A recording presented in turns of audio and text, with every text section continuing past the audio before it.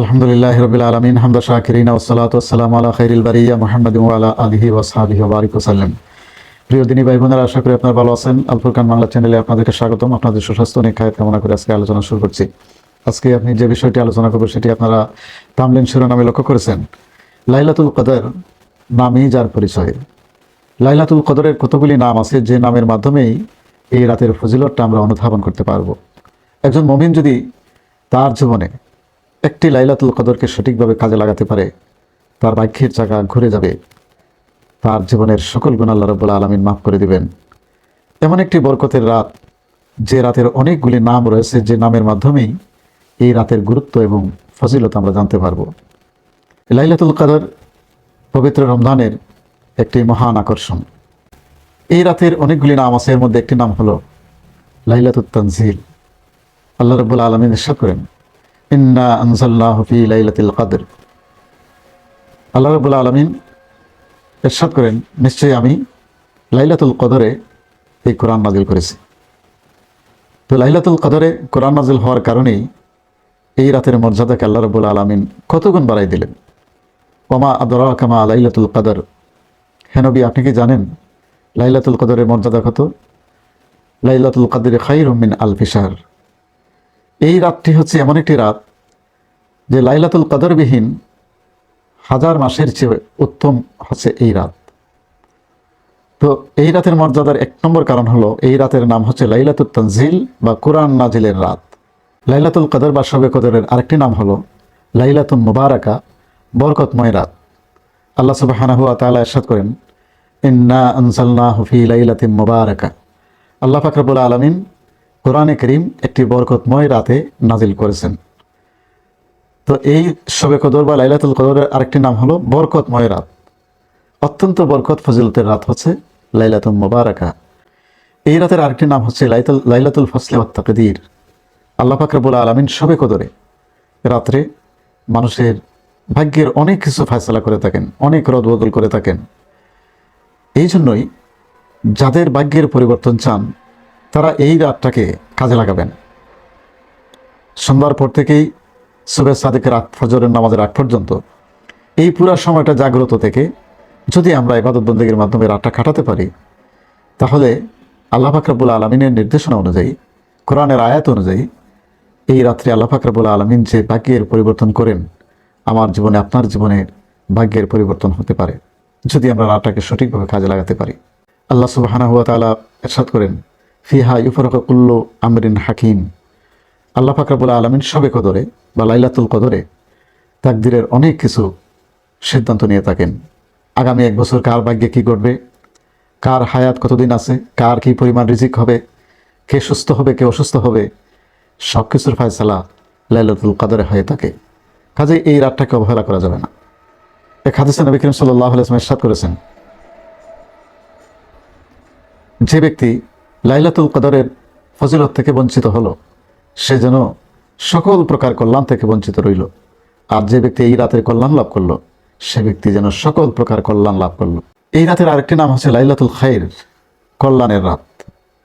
আল্লাহ সুবহানাহু ওয়া তাআলা বলেন, লাইলাতুল কদরে খায়রুম মিন আলফি শাহর। এই রাতটি হচ্ছে হাজার মাসের চেয়ে উত্তম একটি কল্যাণময় রাত। এই রাতের আরেকটি নাম হচ্ছে সালাম, লাইলাতুস সালাম, শান্তির রাত। আল্লাহ সুবহানাহু ওয়া তাআলা বলেন, সালামুন হিয়া হাত্তা মাতুলাইল ফজর। সূর্যাস্তের পর থেকে সুবহে সাদিক পর্যন্ত শান্তি আর শান্তি, আল্লাহর পক্ষ থেকে রহমত, বরকত, শান্তি অবতীর্ণ হয় পৃথিবীর মানুষের উপরে। কাজেই এই রাতের সন্ধ্যা থেকে সুবহে সাদেক পর্যন্ত, ফজর পর্যন্ত সালামুন, শান্তি আর শান্তি বর্ষিত হয়। যখন আল্লাহর পক্ষ থেকে শান্তি বর্ষিত হয়, তখন যদি আপনি ঘুমিয়ে থাকেন তাহলে তো হবে না।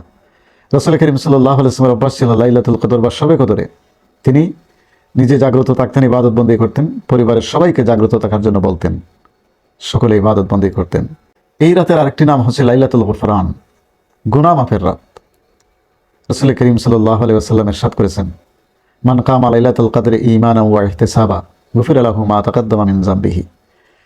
আমাদের প্রিয় নবী ইরশাদ করলেন, যে ব্যক্তি লাইলাতুল কদর বা শবে কদরে জাগ্রত থেকে বিভিন্ন ইবাদতের মাধ্যমে রাত্রি যা অতিবাহিত করে, নামাজ, নফল ইবাদত, তাসবিহ, তাহলিল, জিকির, আসকার, কবর জিয়ারত, ইত্যাদির মাধ্যমে যে ব্যক্তি রাতটা অতিবাহিত করে, আল্লাহ সুবহানাহু ওয়া তাআলা তার জীবনের অতীত জীবনের সকল গুনাহ খাতা মাফ করে দিবেন। কত মোক্ষম সুযোগ একটি রাত, এই রাতটাকে অবহেলায় আমরা কাটাবো না, বরং জাগ্রত থেকে কখনো কখনো নফল নামাজ পড়বো, কখনো তাসবিহ তাহলিল পড়বো, কখনো কোরআন তেলাওয়াত করবো। এইভাবে ইবাদত বন্দেগীর মাধ্যমে আমরা লাইলাতুল কদর বা শবে কদরটা অতিবাহিত করব। এই রাতের একটি নামই হচ্ছে লাইলাতুল গুফরান বা গুনাহ থেকে ক্ষমা লাভ করার রাত। প্রিয় দর্শক, আমার এই আলোচনা থেকে আপনারা বুঝতে পারলেন যে লাইলাতুল কদর বা শবে কদরের কতগুলো নাম রয়েছে। এই নামের মাধ্যমে আমরা বুঝতে পারি যে শবে কদরের ফজিলত কত। এবার আসুন লাইলাতুল কদর বা শবে কদরে আমরা কি আমল করব। লাইলাতুল কদর একটি রাতের নাম নয়। রাসূল করিম সাল্লাল্লাহু আলাইহি ওয়াসাল্লাম বলেন যে আমাকে লাইলাতুল কদর সুনির্দিষ্ট করে জানিয়ে দেওয়া হয়েছিল, কিন্তু পরে আবার ভুলিয়ে দেওয়া হয়। তবে আমি তোমাদেরকে বলি, রমজানের শেষ দশকের বেজুর রাত, অর্থাৎ 21-এর রাত, 23-এর রাত, 25-এর রাত, 27-এর রাত, 29-এর রাত, এই বেজুর রাতগুলিতে তোমরা শবে কদর তালাশ করো এবং ইবাদত বন্দেগী করো। কাজেই শবে কদর পাওয়ার জন্য আমাদেরকে শুধুমাত্র 27 তারিখের রাত্রিতে ইবাদত বন্দেগী করা উচিত নয়, বরং সকল বেজুর রাত্রেই শবে কদর মনে করে আমরা ইবাদত বন্দেগী করব। তাহলে যে কোনো একটি রাত আমরা পেয়ে যাব। যদি আমরা শবে কদর পাই, বেজুর রাতগুলিতে কি আমল করব? হযরত আয়েশা সিদ্দিকা রাদিয়াল্লাহু তাআলা আনহা একদিন নবীজিকে প্রশ্ন করলেন, ইয়া রাসূলুল্লাহ, যদি আমরা শবে কদর লাভ করি, পাই, তাহলে কি আমল করব? রাসূল করিম সাল্লাল্লাহু আলাইহি ওয়াসাল্লাম বললেন, তুমি সব বেশি বেশি পড়বে আল্লাহুম্মা ইন্নাকা আফুউন তুহিব্বুল আফওয়া ফা'ফু আন্নী। এই দোয়াটি আমি লিখে দিচ্ছি, আপনারা বেজুর রাতগুলোতে বেশি বেশি করে এই বাক্যটি পাঠ করবেন। কদরের রাত্রে পাঠ করার দোয়া, আল্লাহুম্মা ইন্নাকা আফুউন তুহিব্বুল আফওয়া ফা'ফু আন্নী। অর্থ, হে আল্লাহ, তুমি ক্ষমাশীল, ক্ষমা করাকে তুমি পছন্দ করো, কাজে আমাকে তুমি ক্ষমা করো।